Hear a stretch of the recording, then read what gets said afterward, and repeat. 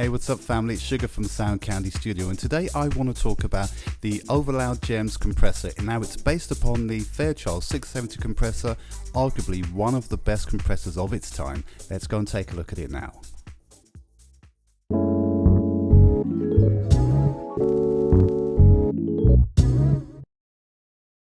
Welcome back. Right, so today we are talking, as I said at the beginning, about the replica of the Fairchild 670. This was a unit built in the 1950s, and it was arguably one of the best limiter compressors around then and possibly now.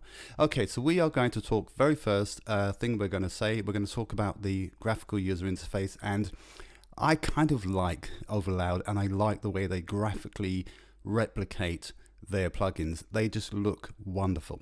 So let's start on the left hand side. We have a studio button. Now, when they modeled this particular plugin, it was modeled in 3 different locations. One was London, one was Los Angeles, and the other one was Milan.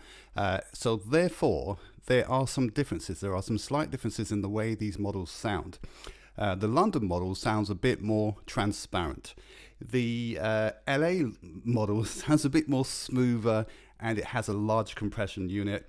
The Milan unit, it's got better harmonics essentially, and this was largely due to the parts. When they modeled this one in Milan, the model that they took it from, it had some spare parts, so it needed some repairs, and they changed some parts in the machine itself, and as a result of those changes, the sound was slightly different. You're also on the left here, you have your input gains. These are linked and unlinked. If we just deselect this button here, it will link and unlink those 2 sections. Similarly with your threshold, and you have your time constant button here, rotary knob. This gives you your attack and release time, so it's automatic. So as you can see here, it says automatic gain control, and that's what these buttons allow you to do. It will automatically adjust your attack and release times essentially. Here you have your VU meters, both left and right, and you have the corresponding selectors for them, so gain reduction in and out, both left and right. Below that you have your outputs, right and left, or left and right, depending on how you want to say that. You have your sine chain filters, left and right, also having a link button and a link button here also. Then you have your parallel buttons going from dry to wet, and then you have your output level from -15 to +15 decibels. This button here is your DC threshold button. Now, essentially, on the original unit, this was actually a screw very similar to this one here, and you had to use a screwdriver to change it. For some reason, Overloud have decided to make this into a rotary button and to put it on the front. Essentially, this will give you, what this essentially does, it goes from a soft knee to a hard knee. So this is going to give you -10 decibels to +10 decibels. Right, so that's enough about the interface. Also on the interface, you have maybe I should show this as well, because I had a grump about this on some previous plugins. There is a preference button here, and I've switched off, asked for confirmation. I've switched off because it's annoying. So let's just get rid of that. We'll get rid of that. But essentially what that does is every time you make a selection here, it will ask you, do you want to change these preset?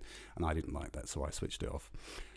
Yeah, and also obviously you have some presets under here. So we are going to start with the drum room, because what I'm going to do today is to simply just run across and put it on a track. We'll listen to see what it sounds like. Let's do that now. As usual, if you have some headphones or some monitors, some studio monitors, it will be best to put them on. Let's fire away and see what it sounds like. So what I'm going to do is I'm going to put this on a drum track, and we'll just see what it sounds like. We'll start with the London model first.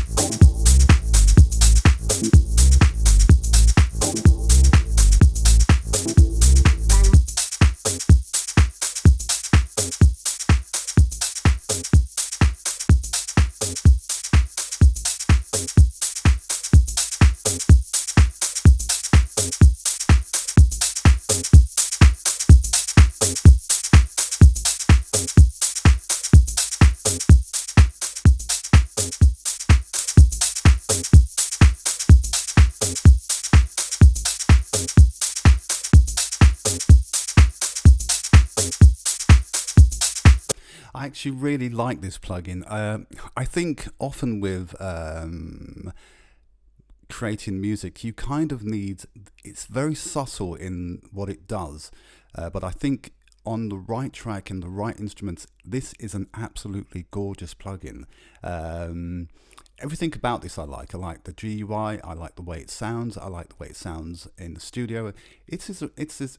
For me particularly, I like the London one. I like the London sound. It's a slight, it is slightly more subtle, but in the mix it sounds really nice.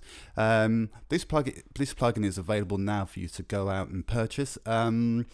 It's also available on a download. So if you don't have, if you want to try it in your own studio and to give it a good work and test it out in your own studio on your own monitors or your own headphones, it's worth downloading this because it is an absolutely gorgeous plugin. Thumbs up to Overloud for recreating this. Now I do have many others, because obviously you may know that there is a Waves version of the Fairchild, and there are a number of UAD do a number of them as well. So I probably will at some point do an AB. I kind of don't like doing it because it's kind of unfair often, but I think it's well worth doing an AB against these Fairchild 670s. Okay, that's it for me. I've got another couple of videos coming this week, because I'm going to try and ramp up the amount of videos that I am doing at the moment. So that's it for me. Take care until I see you next time. Like, subscribe, and leave some comments if there's something that obviously I missed. I'm trying to also truncate the videos down now rather than doing longer videos. If there's something that I missed that you thought I should have spoken about, please do let me know in the comments below. Take care. Bye bye.